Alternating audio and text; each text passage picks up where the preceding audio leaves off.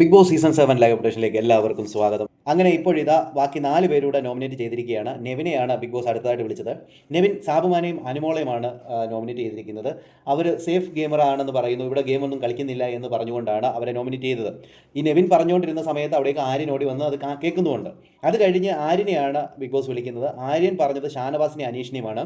രണ്ടുപേര് ഷാനവാസ് ഗെയിമൊന്നും കളിച്ചില്ല, മാറി നിന്നു എന്ന് പറഞ്ഞുകൊണ്ടുള്ള റീസണാണ് ഷാനവാസിന് വെച്ചെങ്കിൽ അനീഷ് ഈ പറയുന്ന ഫ്രണ്ടിനെ സപ്പോർട്ട് ചെയ്യുന്നു എന്ന രീതിയിൽ പറഞ്ഞുകൊണ്ടാണ് അനീഷിനെ നോമിനേറ്റ് ചെയ്തിരിക്കുന്നത്. അടുത്തതായിട്ട് അനുമോൾ ഗാർഡൻ ഏരിയയിൽ ഒരു സോഫയിൽ മാറിയിരിക്കുമ്പോൾ മൈജി കോർണറിൽ പോയിരിക്കുന്ന സമയത്ത് ബിഗ് ബോസ് ഈ അനുമോളുടെ പേര് വിളിക്കുന്നത്. അപ്പോൾ തന്നെ അനുമോൾ നെവിൻ്റെ കാര്യം പറഞ്ഞ് തുടങ്ങുന്ന സമയത്തേക്ക് അവിടെയും ആര്യൻ ഓടിയെത്തുന്നു. പുറകാലെ ഈ പറയുന്ന സാബുമാൻ എത്തുന്നു, അക്ബർ എത്തുന്നു. അങ്ങനെ അനുമോൾ നെവിൻ്റെ വിഷയങ്ങൾ ഓരോന്നോരോന്നായിട്ട് പറയുന്നു. ആ ഫുഡിൻ്റെ വിഷയവും ഫുഡ് എടുത്ത് കളഞ്ഞ വിഷയവും അങ്ങനെ തുടങ്ങി പല കാര്യങ്ങളും പറഞ്ഞ് വരികയായിരുന്നു അനുമോൾ. അത് കഴിഞ്ഞതിന് ശേഷം അക്ബറിൻ്റെ കാര്യം പറയുന്നുണ്ട്. അക്ബർ ചെയ്ത പല കാര്യങ്ങളും ചൂണ്ടിക്കാണിച്ചുകൊണ്ടാണ് അനുമോൾ അക്ബറിനെ നോമിനേറ്റ് ചെയ്യുന്നത്. അത് കഴിഞ്ഞതിന് ശേഷം അക്ബറിനെയാണ് ബിഗ് ബോസ് വിളിക്കുന്നത്. അക്ബർ നൂറയും ആദിലയുമാണ് നോമിനേറ്റ് ചെയ്തിരിക്കുന്നത്. രണ്ടുപേരും വീക്ക് കണ്ടസ്റ്റൻ്റ് ആണ് എന്ന് പറഞ്ഞുകൊണ്ടാണ് അവരെ നോമിനേറ്റ് ചെയ്തിരിക്കുന്നത്. ഇനി ആരെയൊക്കെ വിളിക്കുമെന്നും ആരെയൊക്കെ നോമിനേറ്റ് ചെയ്യുമെന്നും നമുക്ക് കാത്തിരുന്നതിനെ കാണാം. ഇങ്ങനെ പോവുകയാണെങ്കിൽ ഈ ആഴ്ച എല്ലാവരും നോമിനേഷനിൽ വരും. അതിൽ എനിക്ക് തോന്നുന്ന പ്രകാരം ഷാനവാസ് മാത്രം രക്ഷപ്പെടാനുള്ള സാധ്യത കാണുന്നു.